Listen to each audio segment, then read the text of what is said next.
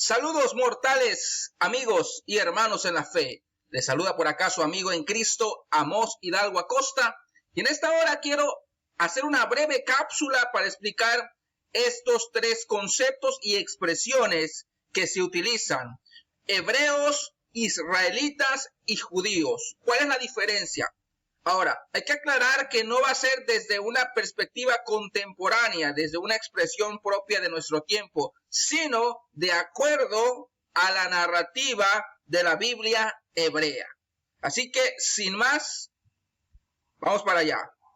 La primera expresión, hebreos, expresión que se le atribuye a los descendientes de Abraham, de Isaac y de Jacob. Todo aquel que era linaje de Abraham era un hebreo. Esta expresión significa el que cruza el río, un inmigrante. Expresión bíblicamente utilizada desde Abraham hasta el Sinaí, en tiempo del profeta Moisés. Es decir, antes de que los hebreos se constituyeran en un pueblo, porque el pueblo hebreo se constituye en un pueblo precisamente cuando llegan al convenio con Dios en el monte Sinaí. Desde Abraham hasta el Sinaí son hebreos, linaje y descendencia de Abraham.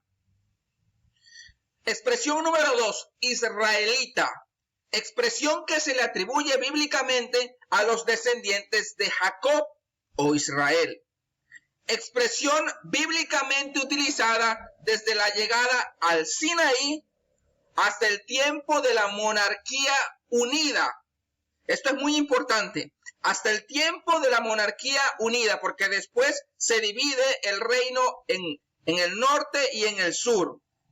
Cuando el reino quedó dividido en dos, solo el reino del norte era llamado Israel, mientras que el reino sureño era judaíta.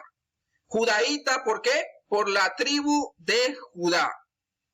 Es decir, que la expresión israelita es propiamente utilizada en los hebreos, pero ahora constituidos formalmente como un pueblo, la nación de Israel. Es decir, que todo aquel hebreo que forma parte del pueblo o de la nación de Israel, obviamente es israelita, pero también es hebreo. Esto aplica desde la llegada al Sinaí hasta el tiempo de la monarquía unida.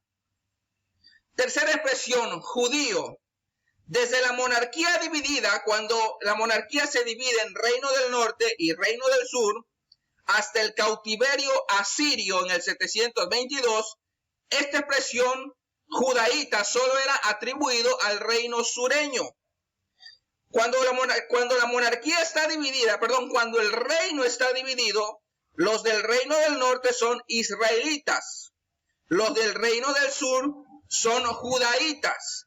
Pero recuerden que en el cautiverio asirio, las 10 tribus son dispersas y por lo tanto queda formalmente el reino del sur.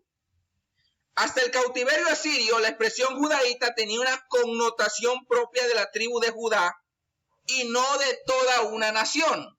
Judaíta era aquel que pertenecía a la tribu de Judá o bien al reino sureño.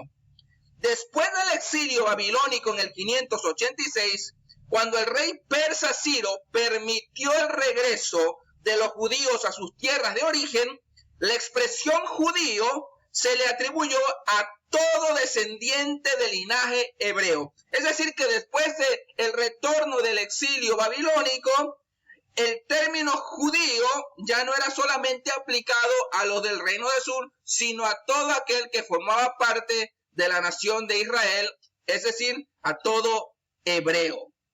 Bueno, eso es todo y muchas gracias.